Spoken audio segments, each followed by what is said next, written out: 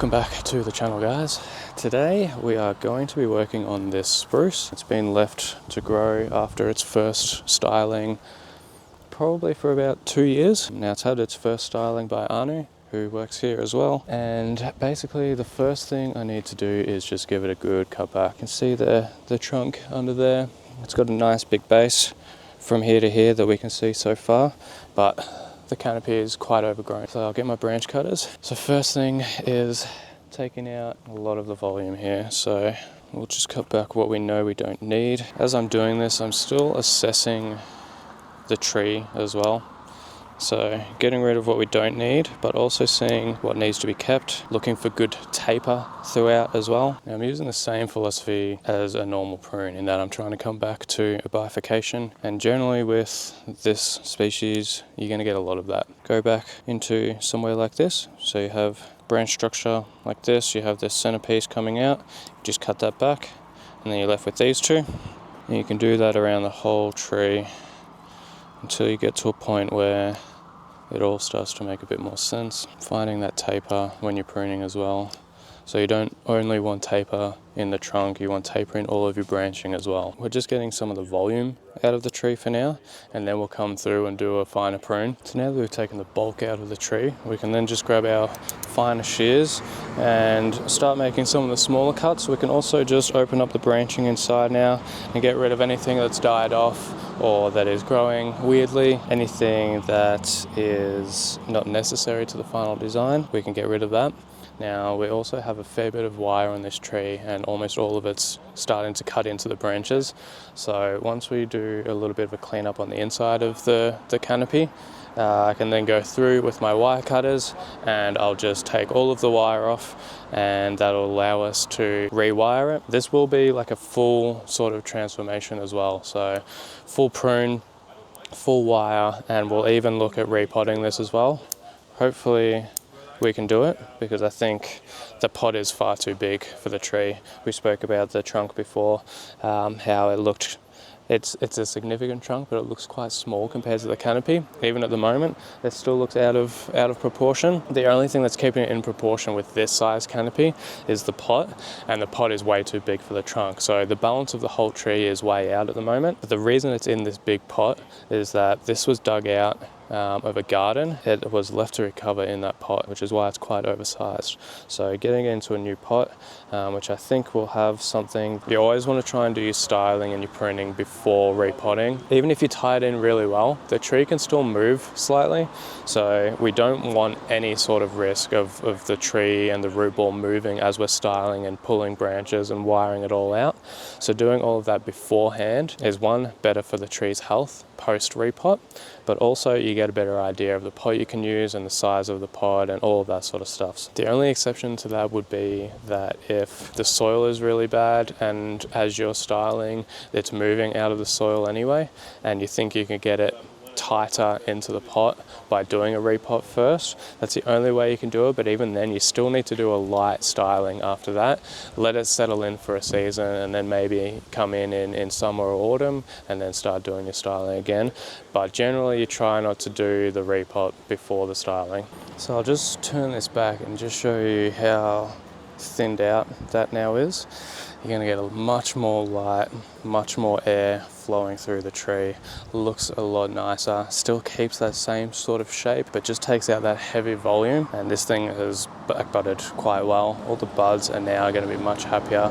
We're going to be able to grow them out. As we're making these big cuts, we'll always have something to cut back to. With something this overgrown as well, do be careful of spiders, because I've had about 3 crawl on me already, and it's not ideal when you don't like spiders. So most of the lower branching is done now. We'll start moving our way up. You can see just how dense it was before we cleared it out. That gives you a good indication of the difference this makes. So this is the tree now after the second stage of pruning. So we've come in and cleaned all of the branching, all of the apex. We've also removed all of the wire as well.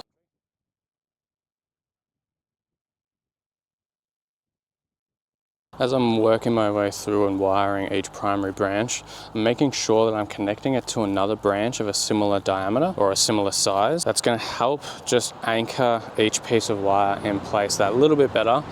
and it's just going to give us a lot more support and a lot less messy too. Now, because this was already wired and left to grow out for quite a while, there's a lot of bite from the wire, and in that case, when you are putting new wire on, always try to go the opposite way that that original wire was. So if you have scarring or wire bite going on a certain angle through the branch, try and go the opposite way so that you're not placing that wire into the same scar or that same imprint in the branch. Sometimes it's not possible, but when you can do it, try and do it as much as possible. So we have a lot of the primary branches in the upper to lower section of the tree done.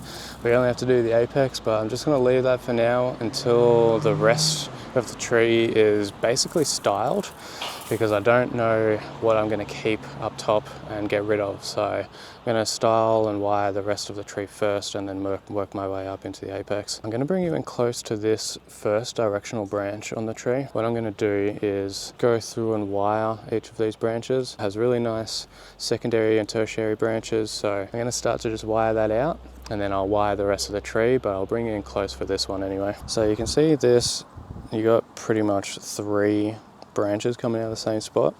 Now that's a little bit awkward if we do get rid of that, because it allows a big gap in between these 2 branches to then work with.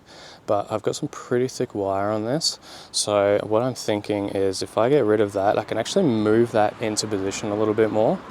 And this is not ideal branching, so I'm just going to cut it back and then start to move this into position. So now the last secondary branch we have to wire is this one here.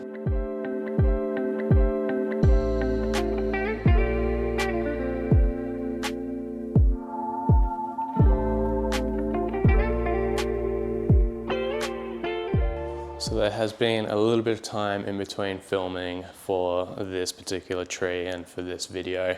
I initially started all of this work in spring of 2024, and we are now almost early to mid stages of autumn in 2025. So the reason that we did that, and the reason that there was so much time in between filming, is that one, it took me a really long time to wire this tree, probably on and off about 2 weeks, trying to do a couple of hours each day in between all of the other stuff that I had to do around the nursery and things like that. I wanted to be able to do a repot the next time that we started filming. So the beauty of this point in autumn, at least here in Melbourne, this will be different depending on your region, but we are pretty safe to do repotting in autumn here. So I hope to try and get this repotted. We're going to at least get it out of the pot and see just how it looks. If I decide that maybe it's a little bit too risky, we may just wait until spring at that point, but we'll at least try and get it out and have a look. We've got another pot if that does go ahead, so hopefully we can get that done. The other thing, or the other reason that I wanted to wait a little bit time in between as well, is to see the recovery of this tree and just how many buds have popped up on this tree. Again, when I bring you in a little bit closer, I'll be able to show you exactly what I mean by just how many buds have been produced by doing this work. It's going to make this a lot easier and a lot better come next year when we do another prune on it, to be able to have stuff to work back into and just really try and create a more compact, more compressed, a more full look on the tree as well. So at the moment the pads look quite spacious and they look quite elegant, quite nice, but the goal is to really just fill these up and just make them really, really nice. We're going to start feeding pretty heavily over autumn, just set those buds up nicely come spring, so that when it does get to spring, there's so much energy in those buds and they're just going to be super healthy and they just want to grow and push and elongate in spring. One more benefit of waiting this long is that I can film this in our workshop now. So with a blank background, you can really see all of the work and all of the structure of the tree. It's not hidden by any sort of busyness in the background or more greenery. You're seeing on a plain background, you can see the whole tree now. And I think if I didn't have that background, it wouldn't really show off exactly the change in the tree. So in saying that, I will give you a spin now.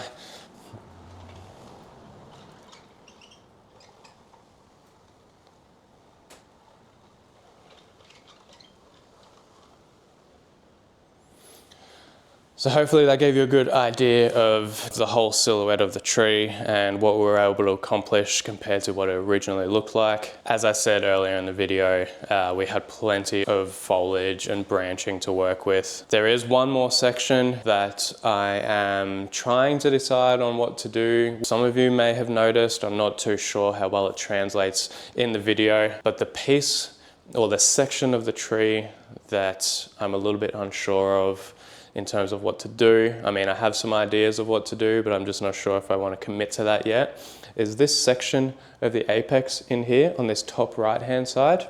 We have really nice sort of taper and slight sort of movement moving its way up the tree. Basically where my hand is sitting now, it's really thick and really bulgy. It sort of throws the whole balance out of the tree in the apex, but what it is doing is it's providing a nice silhouette in that apex area. So if we were to remove that, you would end up with quite a big gap. So it has quite a lot of branches coming out of that area. We have 6 branches just in that section. It's a little bit problematic. If I was to get rid of that and turn that into a gin, it's going to look better for the taper of the tree, but not so much the silhouette of the tree. So that's sort of the decision that we have to make, whether we set this up long term. With all the buds, I'm pretty confident that if we cut that out and gin that, we're going to have foliage come spring to fill in that area and make it quite nice. We also have a back branch out here too, which I can sort of spin around to fill in that little bit of negative space. So my thinking is, well, maybe it's a little bit better to just leave it as a nice silhouette and just make it look really good, fill it all in with foliage, and in a year's time you're barely ever going to see that. The other hand is, when we're hiding something, it means that we're hiding a flaw. So there's obviously a flaw in the tree. Do we just take that out now and start to build around that and fill that in the right way? Or do we just try and cover that and just sort of make it look nice for the short term and not so much for the long term? So it's a decision that I have to make, and I think I've made my decision, but I thought I'd talk you through that anyway, just to see what you guys thought and the way that maybe you would handle this tree. That's a decision that we have to make. So for now, I'll bring you a little bit closer. I'll show you all of the buds that are basically just ready to pop on this tree since that cut back in spring, and I'll show you the problem area up here.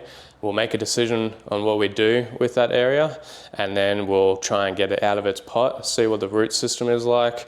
I'm a little bit cautious. There hasn't been any root work on this tree, so I have no idea what exactly I'm going to find under there, but I'm kind of excited. I like the mystery of it, and I guess that's part of bonsai is, you know, you find what's there and you work with it. So just showing you some of the wiring and the branch structure on this tree. Also try and get in really nice and close so you can see just how many buds are on this tree now. It's pretty crazy. All along here there's just buds everywhere. The tree is obviously very healthy. We timed everything right in terms of setting up the tree for health, and now we just have to keep the ball rolling and keep working on the tree and getting it to its max potential. So as we come up the tree now, I'm gonna sort of getting close to this problem area, which you can see just on this left side in here. So this whole section here with this branch coming out as well, you can see that this is eventually the apex that I want to come out of, but this section right next to it is the problem area. So at the moment it's hidden a little bit by the foliage and the branch placement, which if we were to keep that, that's fine. But you can see like in here, it gets really thick on this side and it's quite noticeable from about here. Whereas the more you zoom out, it gets less noticeable, but it's still obviously there. I think what we do is we just have to remove this, create a gin out of all of this area. It's still gonna fill in that section slightly with that gin feature. We have this branch out the back here that we can sort of bring around, fill in that area from the back, just so it has a bit of depth behind the gin. So I think that's what we'll do. The beauty of doing this as well, when you have other gin features throughout the tree, is that you just bring those features up into the tree a little bit higher. So the work that I did in spring as well, I removed some large branches out the back here. There's another one on this side as well, and there's one more around the back to the left side too. So I'm sort of just bringing those features up higher into the tree, so it's not going to look out of place. If we didn't have all of these features and you just had a weird sort of gin straight in the middle of the apex like this, it's probably not going to really suit the tree and it's going to look a little bit strange. At least with this tree I can do that, which is probably part of the reason that swayed me to make this decision to just get rid of it now, is that it's not going to look overly out of place, and we still have the structure around it to give you that silhouetted look. It's not like we're taking out a whole chunk from, say, here all the way down to here.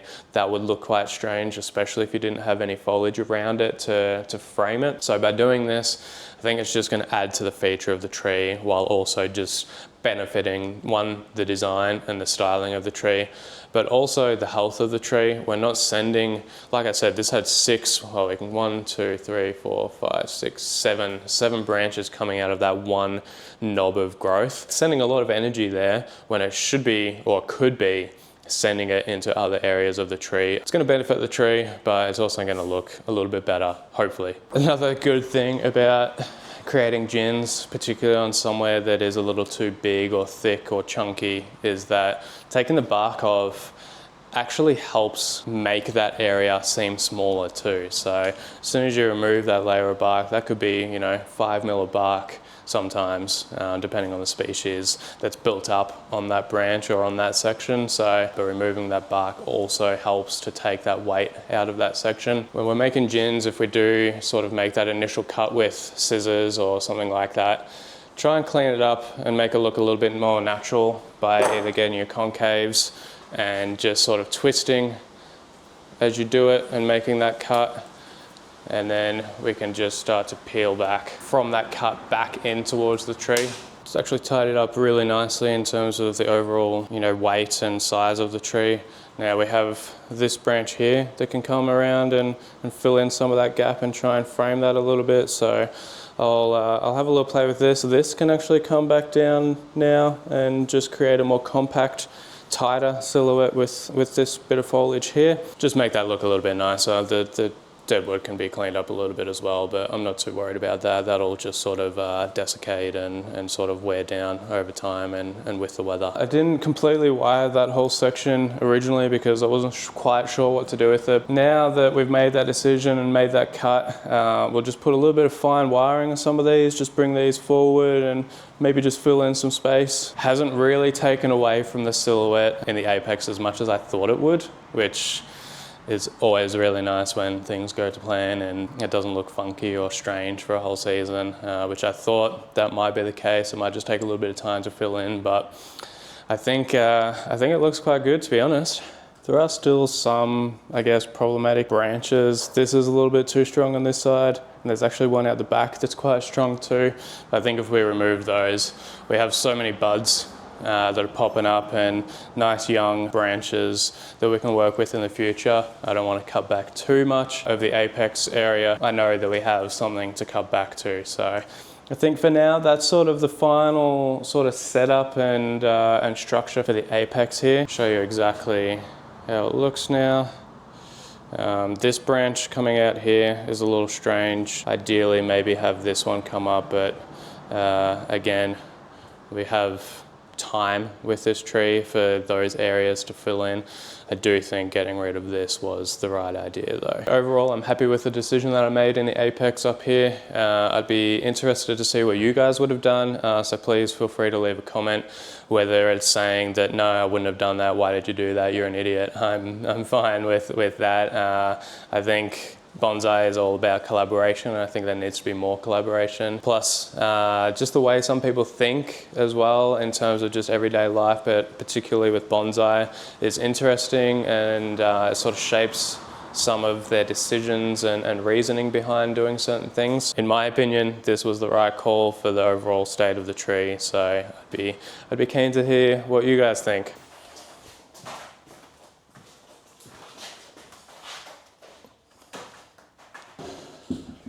There is quite a lot of moss on here, so I'm happy to just pretty much rip that off. So we're going to replace all of the moss with our top dressing once it's all been potted. So normally I would keep something like this, but It's not exactly the best kind of moss for bonsai. Maybe we'll just, yeah, feels good. Yeah. Both ways. Okay. If you hold that, I'll give a heave ho. Yep. And see how well we go. Ready? Yep.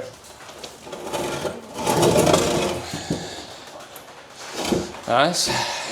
Full. When you're lifting a heavy tree like this out of its pot, you saw how much effort it took for two of us to do that. Make sure you're always doing it with somebody else. There are ways that you can do it by yourself, but if you've got somebody free that isn't even at the nursery, they can pop in for 5 minutes and just give you a hand to get that out. I guarantee that your back is going to thank you for it. So now we're just going to slowly make our way around the tree itself, or around the root ball, and just start to take sections of it out, get a good idea of what this nabari is doing. Most of it can be seen, but sometimes you never know. You might find a little bit more under there. We're starting to encounter the first issue with this tree is that it is, or it was, Yamadori. The way that they grow in the ground is so much different to how we can control the growth in pots. So generally when you're digging it out of the ground, you're gonna have a much bigger root ball. You're gonna have much thicker, larger roots in that root ball as well. I'm actually getting to a point now where we're barely even digging into the middle of this root ball, and we're starting to hit some pretty thick roots. So after a fair bit of work on this root ball here, we got it into a pretty good position now that we can safely get it into the pot that it's going to go in. There were some chunky roots, and roots that had sort of come into the bottom of the pot and then started to grow back upwards. So we dealt with them a little bit, just with like a big sort of knob cutter. Just took some of that bulk away from the roots, and even some of those larger roots completely out. The other thing I did was just bring in the front and back side of the root ball in a little bit tighter to the trunk itself. The back of the root ball was already really close to the back of the trunk, so I just wanted to try and mirror that at the front so we can get it a little bit more centered in the next pot that it goes in. The other thing I did was take quite a bit of soil off of the top of the root ball. Now what that does is that it exposes more of the nabari, accentuates more of the trunk and the base of the tree. It also helps obviously with the height of the root ball, in that we don't have to take quite so much from the bottom, and we can take more off the top to try and get it into that next pot. So this is the pot that we have. Some of you may actually recognize this pot from a previous video where I took my large hinoki out of this pot. You're always going to be reusing pots or finding ways to try and reuse them, putting different trees in and things like that. So this is the perfect example of taking one large tree out and then putting another large tree into it. Before we put it into the pot, we do have one more problem area that I just spoke with Jeff about. We've come up with a bit of a plan and in how to handle it and tackle it. So you can see this section just here. We have one large sort of root coming straight out. Very strange to look at in terms of a nabari and things that we like in the base of a tree. We also have this sort of curl over. We have crossing roots that are coming through as well. The plan that we've just come up with is to basically take out this root and then that whole section here. I think that's just gonna clean it up a lot nicer. Not too worried about how the tree is gonna handle that root being removed, because we have such a solid root ball anyway. I don't think it's going to affect the tree. Like, it might affect it a little bit. We might see a little bit of dieback somewhere along the tree, but I don't think it's going to stress the tree out too much. Because these are going to be connected to so many other roots, I'm not going to try and pull it out. We're just going to cut it first, just like that.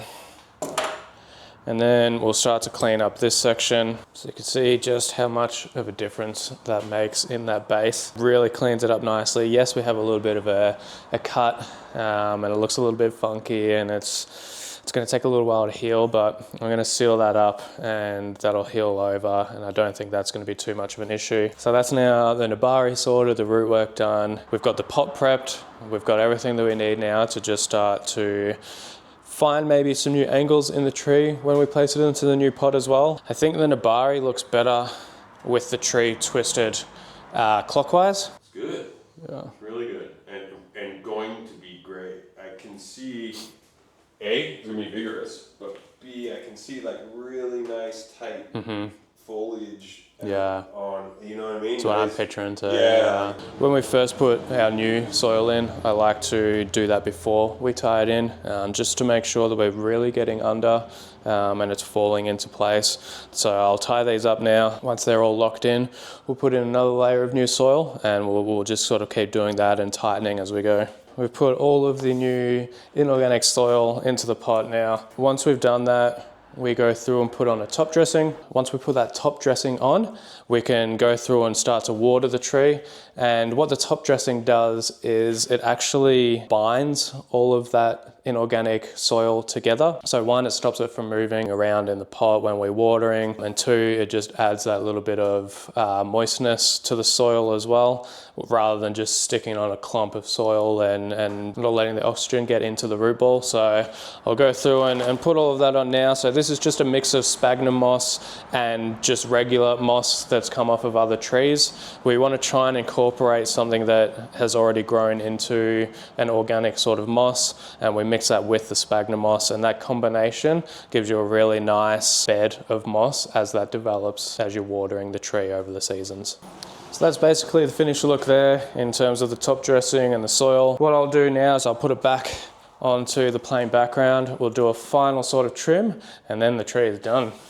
So the repotting of this tree is now complete. With the time in between the first prune and now the repotting, some things have elongated, and I can probably tidy up a few bits and pieces here and there throughout the tree and try and just make them a little bit more noticeable in terms of the layers of the pads and the foliage.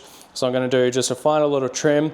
We've got so many buds that we can prune back to now too, so I'll be able to do that with pretty good confidence and just tidy it up that little bit more. All right guys, so this is the finished product of a very long transformation. I'm super happy with how it turned out.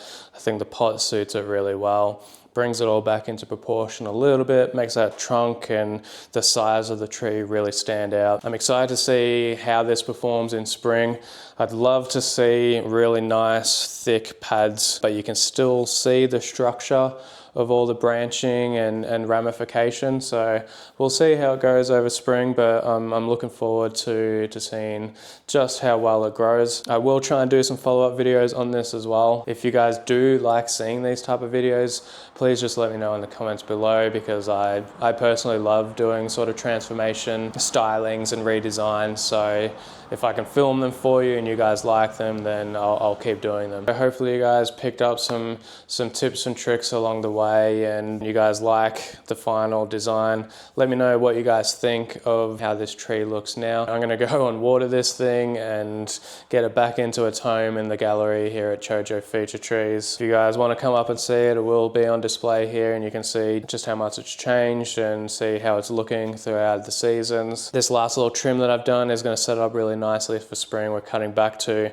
a lot of buds, as I mentioned before. We may even get a bit of a push of growth in autumn here with the weather that we have at the moment here in Melbourne. It's been pretty warm and for quite an extended amount of time, so we may even see some of these buds push. I think there's one even out the front here that's pushed a little bit. So thank you for watching, and we'll catch you in the next video.